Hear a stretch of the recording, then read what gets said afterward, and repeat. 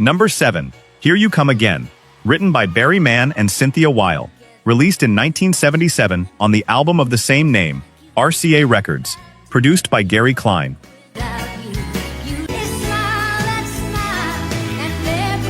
Nashville, Tennessee, in the late summer of 1977, inside a recording studio thick with cigarette smoke and quiet doubt. Dolly Parton walks into the studio carrying a decision that half of Music Row thinks is a mistake. She had spent the better part of a decade being one of country music's most respected songwriters and performers. A woman who wrote Coat of Many Colors, from a place so personal it still makes grown men tear up at festivals 50 years later. But now she is being told, gently, by producer Gary Klein, that the song they want her to record isn't even a country song at all. It's pop. It's slick. It's got a bounce to it that sounds more like something from the top 40 charts in Los Angeles than something you'd hear on a jukebox in a roadside diner in East Tennessee.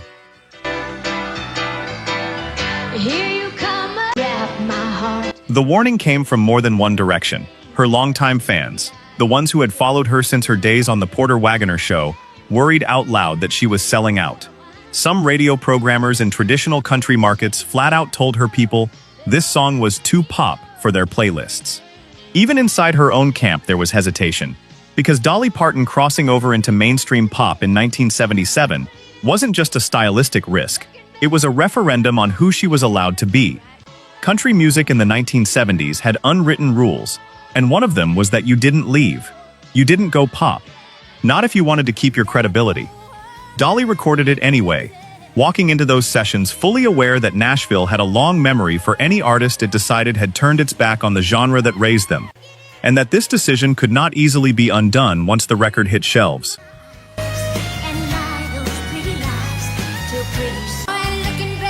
She has said in interviews since that she felt something different the moment she heard the song's structure. Something that told her this wasn't a betrayal of where she came from, it was an expansion of it. She sang it with that unmistakable warmth in her voice, that specific blend of vulnerability and cheekiness that no one else in music has ever quite been able to copy. And when RCA released it as a single, it did not just chart, it exploded.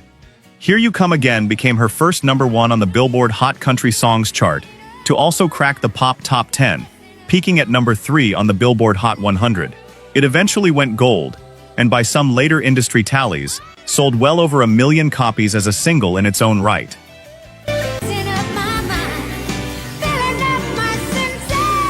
The reversal here is almost poetic. The song they warned her would alienate her core audience is the exact song that opened the floodgates for everyone in Nashville who came after her. It proved a country artist could chart pop without losing their soul. It won her a Grammy for Best Female Country Vocal Performance in 1978. And more importantly, it changed the entire economic calculation for what a country star's career ceiling could look like. There is a lesson tucked into Here You Come Again that goes beyond music charts. Sometimes the thing everyone around you swears will ruin your reputation is the exact thing that finally lets people outside your usual circle discover who you really are. Think about what that risk actually cost her in the moment, before anyone knew how the story would end. Dolly wasn't a newcomer with nothing to lose in 1977.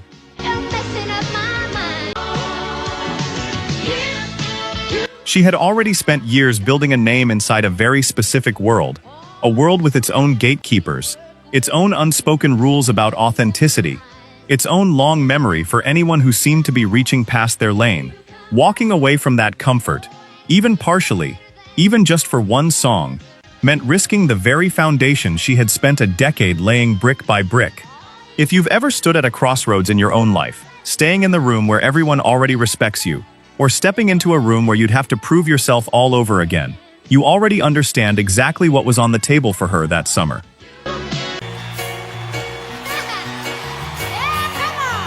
And here's the detail that makes it sting a little sweeter in hindsight. Barry Mann and Cynthia Weil, the songwriters behind Here You Come Again, were East Coast pop writers through and through, a married songwriting team who had already penned hits for artists across the pop landscape. They weren't writing with Dolly Parton's twang in mind.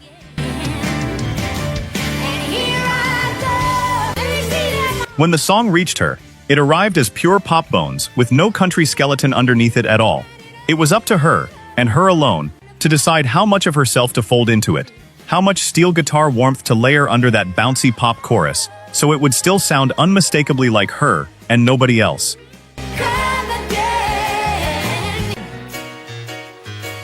She threaded that needle perfectly. Listen closely to the finished single, and you can hear both worlds sitting comfortably side by side. The polished pop production on top, and underneath it, that particular warmth in her phrasing that no amount of studio polish could ever manufacture.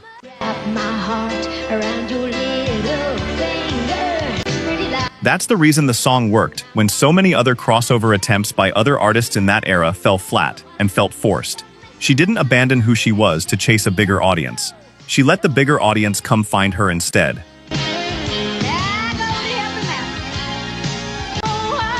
Number 6. 9 to 5. Written and performed by Dolly Parton, released in 1980, from the film and album of the same name, RCA Records.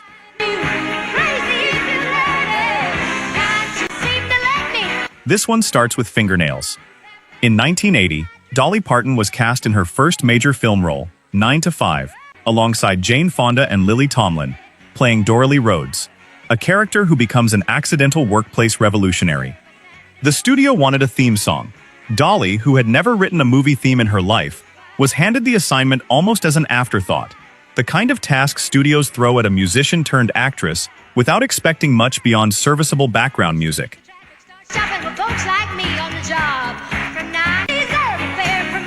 Here is the part almost nobody outside her closest circle knew, until she told the story decades later. She wrote the entire rhythmic backbone of 9 to 5 by tapping her long acrylic fingernails together on set between takes, using the clicking sound as a metronome in her head to build the song's percussive, typewriter-like beat. She has said the sound of her nails literally became the sound of the song. Some studio engineers who first heard the demo were skeptical it would work as an actual chart single, since it leaned almost novelty in its concept. A song about clock punching and workplace drudgery set to a tune you could dance to.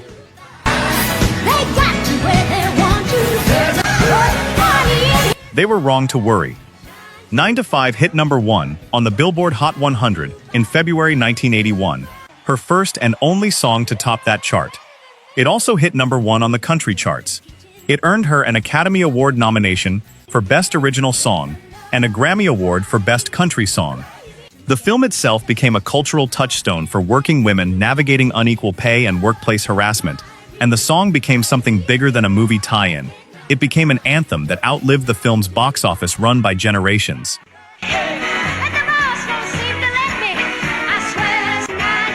What makes this entry sit differently than most is the twist buried inside the accomplishment. A song inspired by the literal sound of fingernails clicking together on a movie set became one of the most enduring feminist workplace anthems in American pop culture, still played today at protests, on picket lines, and in office break rooms as a half-joking, half-serious rallying cry. Something that small, something that almost silly, turned into something that mattered to millions of working women who never even knew where the rhythm came from.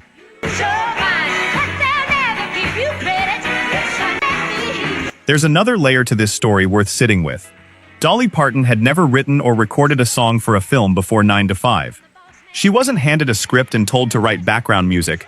She was handed a character, Dolly Rhodes, a woman who is underestimated by nearly everyone around her, precisely because of how she looks and sounds, and asked to somehow distill that entire arc into 3.5 minutes.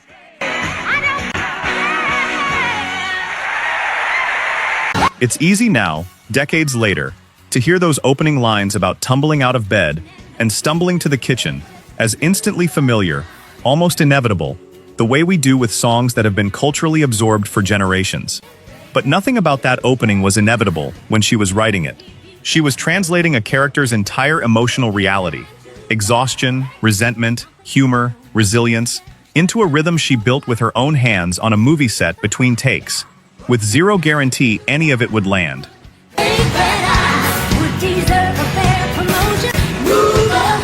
It landed so completely that the song outlived its own movie in the public imagination. Ask most people under the age of 40 today whether they've seen the 1980 film 9 to 5, and plenty will say no. Ask them if they know the song, and nearly all of them will start singing it before you even finish the question. That's an unusual kind of immortality for a piece of music, to become so much bigger than the project that birthed it, that entire generations know the song intimately while barely knowing the story that inspired it.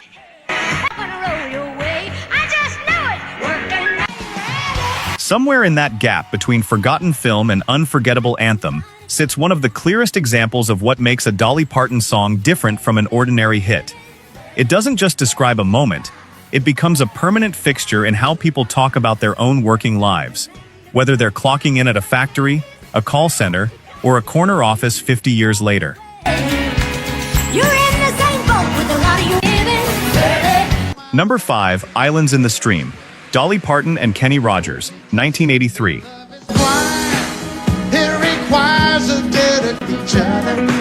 Here's where the story gets strange, twisting and turning in the best possible way. Islands in the Stream was not written for Dolly Parton and Kenny Rogers at all. It was written by the Bee Gees, originally intended for Marvin Gaye as an R&B soul number, with a completely different tempo and feel than what the world eventually heard. When producer Barry Gibb played the song for Kenny Rogers during sessions for his Eyes That See in the Dark album, the plan was for Kenny to record it solo. It was not written as a country song. It was not written as a duet.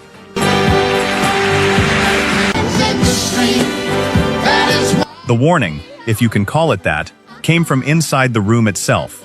As the story goes, during the recording process, someone floated the idea of turning it into a duet, and there was real uncertainty about whether it would even work, since a Bee Gees penned soul ballad, reworked into a country arrangement, sung by two solo stars who had never recorded together, was a strange enough experiment that it could have collapsed under its own novelty. Kenny Rogers reportedly wasn't initially planning on a duet partner at all for that particular track.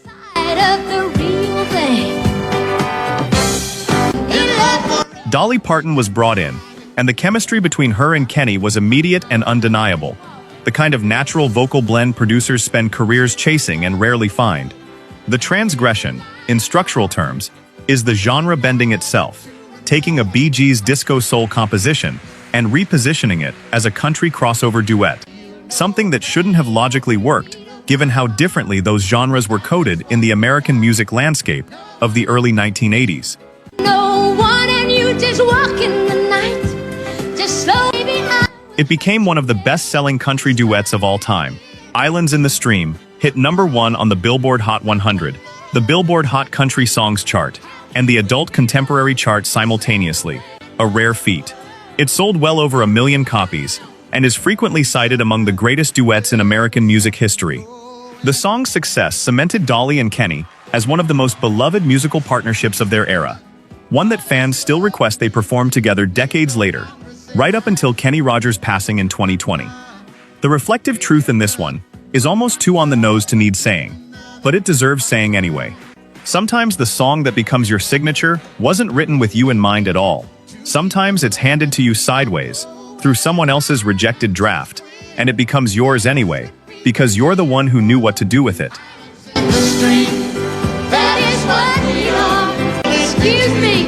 Consider how easily this song could have vanished into obscurity as a footnote on a Kenny Rogers solo album, one more competent track among many on a mid-career record, forgotten within a few years the way most album cuts are.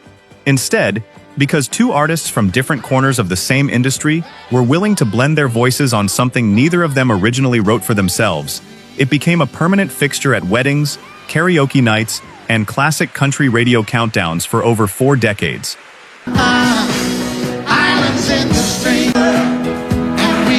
Kenny Rogers himself said many times over the years that performing that song with Dolly always felt less like work and more like catching up with an old friend in front of a crowd, that their voices simply understood each other in a way he couldn't fully explain with words. Making love with each other. There's a bittersweet coda to this story that longtime fans already carry with them. When Kenny Rogers passed away in March of 2020, Dolly Parton posted a tribute that mentioned Islands in the Stream by name, calling their friendship and their musical partnership one of the great gifts of her career.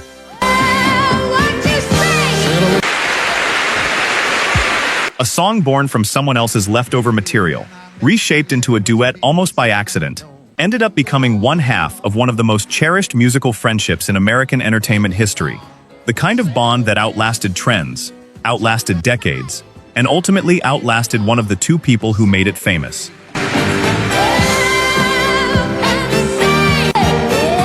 Number 4, I Will Always Love You, Dolly Parton, 1974. Love you. Being This is the entry almost every list like this saves for last, but it doesn't belong at the very top of this particular countdown, not for reasons of quality, but because the emotional cost carried by another entry on this list runs even deeper still.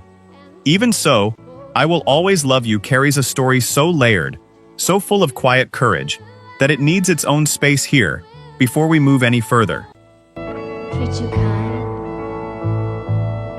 Happiness. In 1974, Dolly Parton wrote this song not as a love ballad in the romantic sense most listeners assume, but as a farewell letter to her mentor and business partner, Porter Wagoner. She had spent 7 years as the featured female vocalist on his enormously popular syndicated television show, and their professional relationship had grown complicated, controlling on his end, and increasingly limiting on hers. She wanted to strike out on her own as a solo artist.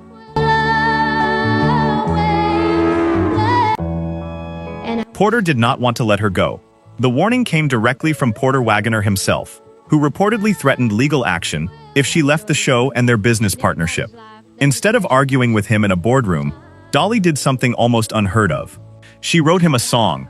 She sat down and, using nothing but music, tried to explain that leaving wasn't a rejection of what they'd built. It was something she needed to do for herself, and that she would always be grateful. She played it for him personally, sitting across from him with a guitar, and by her own account, when the song ended, Porter was in tears and said something to the effect of, "That's the best song you've ever written, and you can go." I would owe. The song hit #1 on the Billboard Country chart in 1974, and again when she re-recorded it in 1982 for the film The Best Little Whorehouse in Texas, making her the first artist to take the same song to #1 on the country charts twice. Then, in 1992, Whitney Houston's cover for the Bodyguard soundtrack turned it into one of the best-selling singles of all time worldwide. And this part matters enormously to Dolly's own financial story. Because she wrote and owned the song outright, Whitney's massive cover made Dolly Parton, by her own later estimates, several $1 million in royalties, money that reportedly helped fund a significant portion of her Dollywood theme park investments and other business ventures for years afterward. We were both stubborn. But anyhow, I told him I wanted to go on out on my song. The reversal is almost unbelievable when you say it out loud. A song written to gently end one professional relationship ended up funding an entirely different empire decades later, an empire that now employs thousands of people in her home region of East Tennessee. There's a version of this story where Dolly Parton famously turned down Elvis Presley's request to record the song, because his manager, Colonel Tom Parker, demanded half the publishing rights as a condition, which was standard practice for any Elvis cover at the time. She said no, even to Elvis, even though by her own account she cried over the decision, because she understood the long-term value of keeping full ownership of what she'd written. That refusal is part of why the song eventually became one of the most lucrative pieces of music publishing in American history. Love you, I always love. Sit with how much nerve that decision actually required. This wasn't a minor request from a minor artist. This was Elvis Presley, at the height of his cultural dominance, wanting to put his voice on her song, an opportunity most songwriters in Nashville in the 1970s would have accepted on any terms just for the association alone. Saying no to that kind of offer, alone, in a business meeting, as a woman in an industry dominated almost entirely by men making those decisions, took a kind of quiet conviction that doesn't always get its due credit in the retelling of this story. She has said publicly that she went home and cried after turning it down, not because she regretted the decision, but because she understood exactly what she was giving up in the short term, for the sake of something she couldn't yet prove would pay off. Show. Some of you might remember that. And so he was just having a fit. It paid off in ways she likely could not have imagined sitting in that room. When Whitney Houston's version exploded across the world in 1992 as part of the Bodyguard soundtrack, becoming one of the best-selling physical singles in music history, Dolly Parton retained 100% of the songwriting royalties because she had never given any of it away. Not to Porter Wagoner's camp, not to Elvis's camp, not to anyone. Always love. So I sang the song.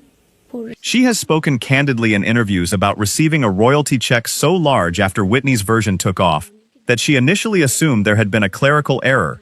That single decision, made years earlier out of quiet self-respect, rather than spite, quietly became one of the most consequential business choices in the history of country music songwriting. Well, I would only in. Number 3. Jolene, Dolly Parton, 1973. But I kept my husband. I got that sucker home and I beat the tar out of him. So here. Some songs are inspired by heartbreak. This one was inspired by a bank teller. Dolly Parton has told this story many times, though the details shift slightly with each telling, which only adds to its legend. There was a red-headed bank clerk in her local Tennessee bank who, Dolly says, took a particular interest in her husband, Carl Dean, flirting with him openly whenever he came in to do their banking.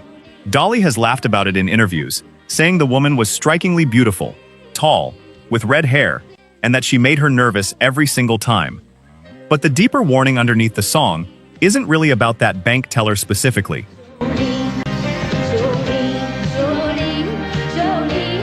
It's about something Dolly witnessed as a child, growing up dirt poor in the Great Smoky Mountains, watching women in her community lose husbands to affairs, watching the particular kind of powerlessness that came with loving someone in an era and a place where women had few options if a marriage fell apart. The transgression in Jolene isn't an affair that actually happened. It's the psychological trespass of watching someone else's beauty and confidence threaten the one stable thing you have. Depends on you and whatever you decide you'll do. Dolly took that private anxiety, something most people would never turn into art, let alone a chart-topping single, and turned it into one of the most covered songs in American music history. The institutional consequence, so to speak, wasn't controversy or backlash, it was cultural saturation. Jolene hit #1 on the Billboard Country Chart in 1974. It has since been covered by artists across nearly every genre imaginable, from the White Stripes to Miley Cyrus, who happens to be Dolly's goddaughter, to Beyoncé, who reworked it entirely for her album Cowboy Carter in 2024, turning the pleading ballad into a fierce warning instead. Rolling Stone has ranked Jolene among the greatest country songs and greatest songs of all time across multiple lists.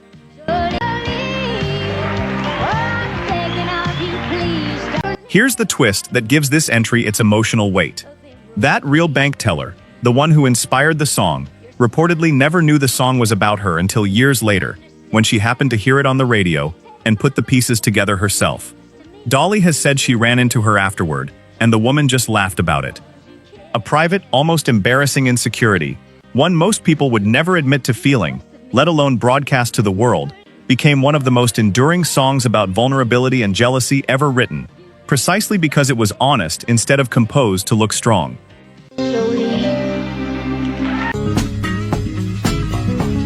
What often gets lost in the retelling of the bank teller story is how unusual it was, structurally, for a country song written in the early 1970s to center almost entirely on pleading rather than anger. Most songs about a woman fearing she might lose her husband to someone else leaned hard into either fury or heartbreak after the fact, the wronged woman confronting the other woman, or mourning a marriage already lost. Please don't take him down from me, Jolene. Jolene does neither. It captures the moment before anything has happened at all, the unbearable in-between space of watching a threat approach and choosing, instead of confrontation, to beg. That structural choice is part of why the song has resonated across so many different eras and genres since its release, because fear and insecurity translate across generations in a way that anger sometimes doesn't.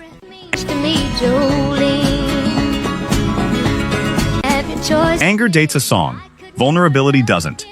It also explains why Jolene has been so endlessly reinterpreted by artists who otherwise share almost nothing in common musically. The White Stripes turned it into a raw, distorted garage rock confrontation. Miley Cyrus has performed stripped-down acoustic versions that lean into pure heartbreak. Beyoncé's 2024 reworking on Cowboy Carter flips the emotional register entirely, transforming the plea into something closer to a warning, a woman standing her ground instead of begging. Jolene, please don't take him just because you. 3 completely different artists, 3 completely different genres, 3 completely different eras, all pulling something different out of the exact same 11 lines Dolly Parton wrote in roughly half an hour, by her own account, sitting with a guitar at home in Tennessee. Very few songs in American musical history have proven flexible enough to hold that many contradictory emotional readings, and still feel true in every single one of them. Though you can. Number 2. Coat of Many Colors.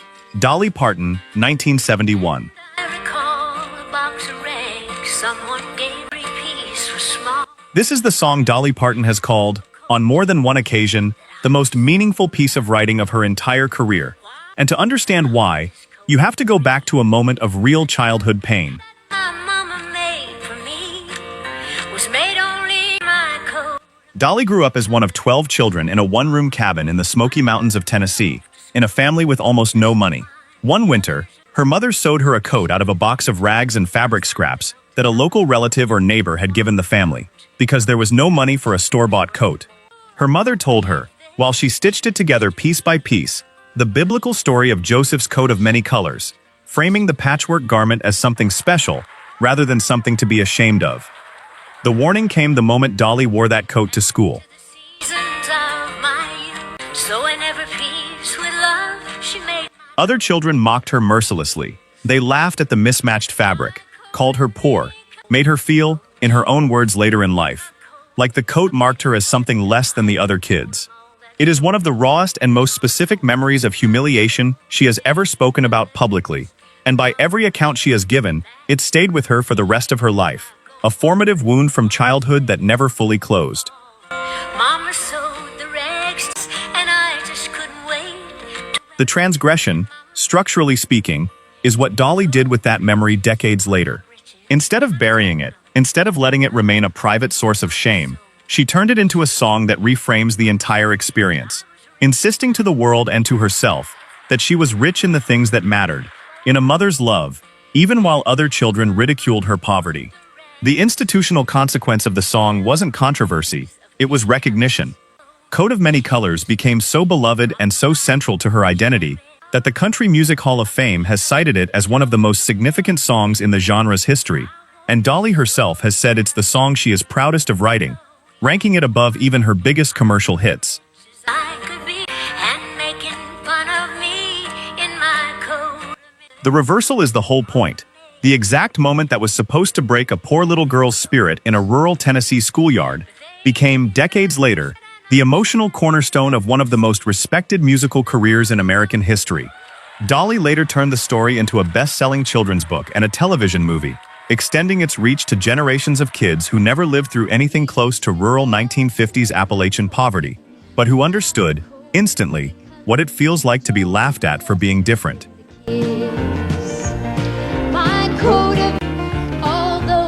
Take a moment to sit with the actual mechanics of what her mother did that night, sewing scraps of donated fabric into something wearable while narrating a story of divine favor and specialness from the book of Genesis. That is a masterclass in reframing hardship for a child, turning a garment born entirely out of poverty and necessity into a symbol of chosenness instead of shame. It didn't work in the moment. The other children still laughed. Young Dolly still went home crying that day. But the seed of that reframing, that instinct to turn deprivation into meaning through storytelling, clearly took root somewhere deep inside her, because it became the exact same instinct she would use over and over across her songwriting career, taking the hardest, most humiliating, most painful material from her own life and turning it into something audiences could hold on to and find their own strength inside of. And oh, I couldn't understand that. It's worth noting, too, that Dolly Parton has said in multiple interviews that this is the one song she asks to be remembered by above all others. More than 9 to 5, more than I Will Always Love You, more than any of her chart records or awards.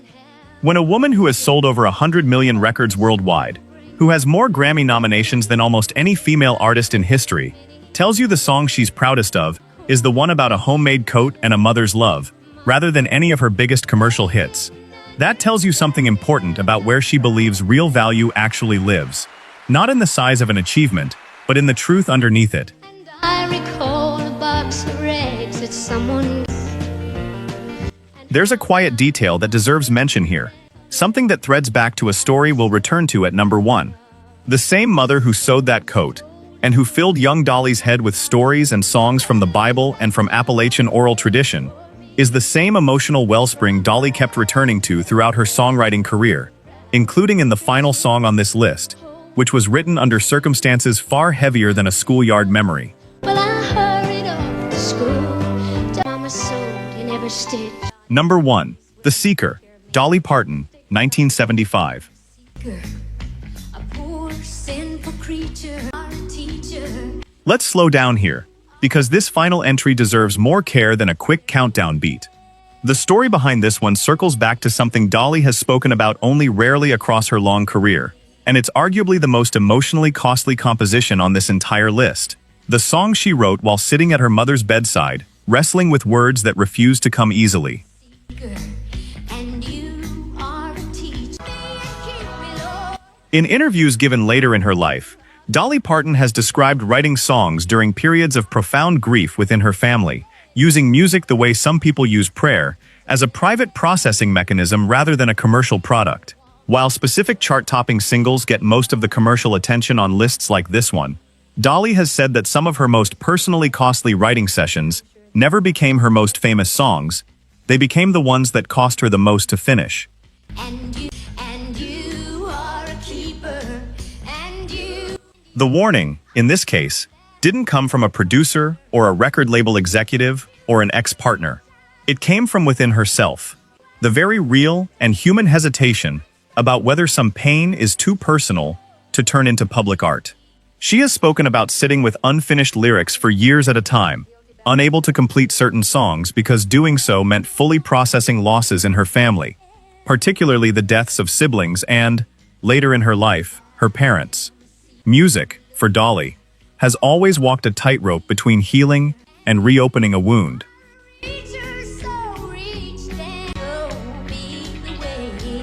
The transgression here is one of the most human acts a songwriter can commit, finishing the song anyway, sitting with grief that has no easy resolution, and choosing to give it a melody regardless, knowing that once it exists, it will exist forever, played on the radio, streamed by strangers, absorbed into other people's lives in ways the writer can never fully control.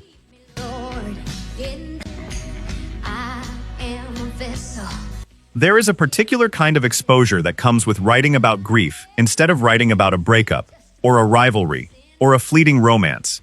A breakup song, however painful, tends to fade into a specific chapter of a person's life. It gets outgrown. Grief over the loss of a parent or a sibling doesn't work the same way. It doesn't resolve into a tidy chapter you eventually close. It becomes a permanent thread woven into the rest of a person's life, resurfacing at unexpected moments for decades afterward.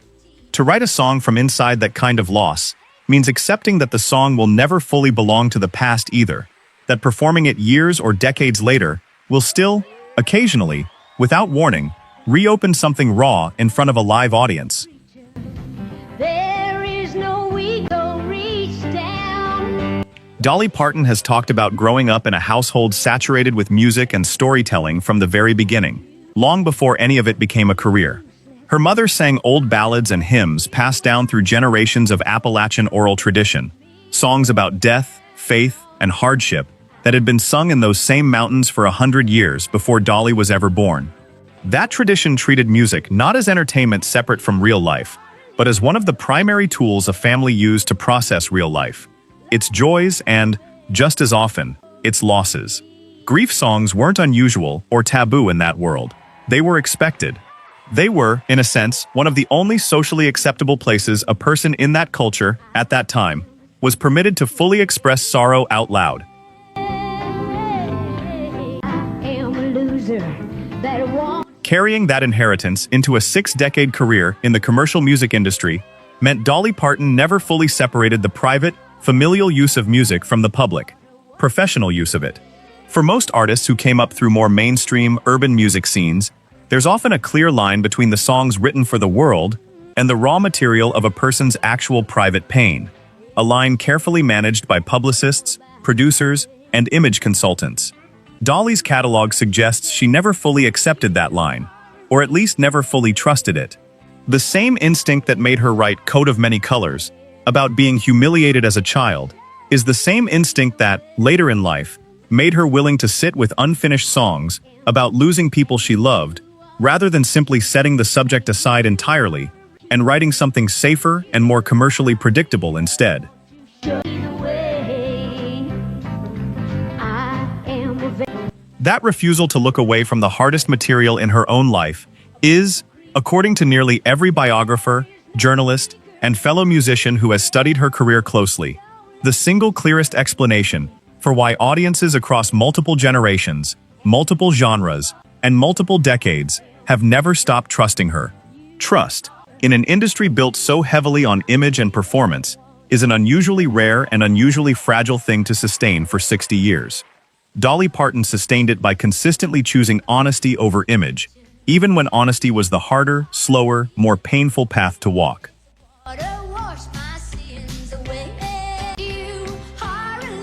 The institutional consequence isn't a Grammy or a chart position in this case, though Dolly's catalog of deeply personal songs has earned plenty of both across her career.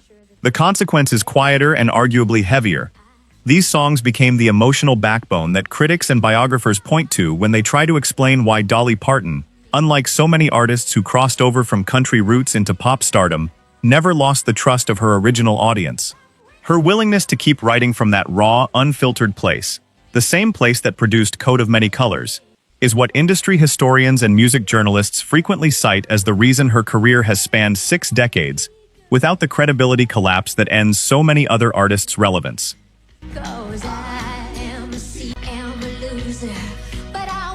Think about how rare that actually is across the history of popular music. Careers built on image, on reinvention, on chasing whatever sound is currently dominating the charts, tend to have a shelf life. Audiences eventually sense when an artist has stopped writing from anything true and started writing purely to maintain relevance. And once that trust erodes, it rarely comes back fully. Dolly Parton's catalog moved through bluegrass roots, traditional country, glossy 1970s pop crossover,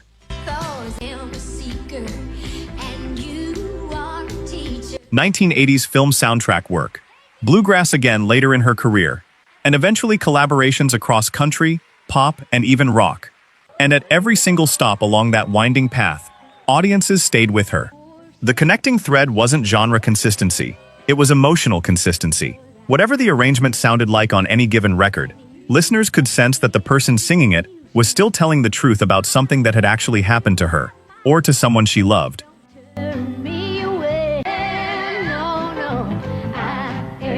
That's an almost impossible needle to thread across, 60 years in an industry built on image and reinvention. And it's the reason biographers, musicologists, and fellow songwriters across multiple generations keep returning to the same small handful of deeply personal songs when they try to explain what actually makes Dolly Parton's catalog different from her contemporaries. It was never really about the hooks, though the hooks are undeniably brilliant. It was about a willingness to keep opening old wounds in public, decade after decade, when it would have been far easier and far safer for her image to simply stop. Empty and useless. The reversal, the twist that closes this entire countdown is this. The little girl who was mocked for a homemade coat stitched from rags in a one-room cabin in the Tennessee mountains became one of the wealthiest, most respected, and most beloved songwriters in the history of American music. And she did it by refusing, again and again, across decades, to stop writing about the parts of her life that hurt the most.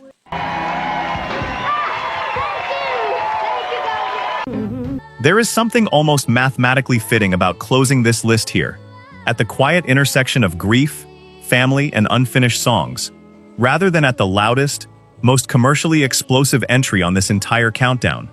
It's a deliberate choice, saving the heaviest emotional cost for last, rather than the biggest scandal or the flashiest chart record.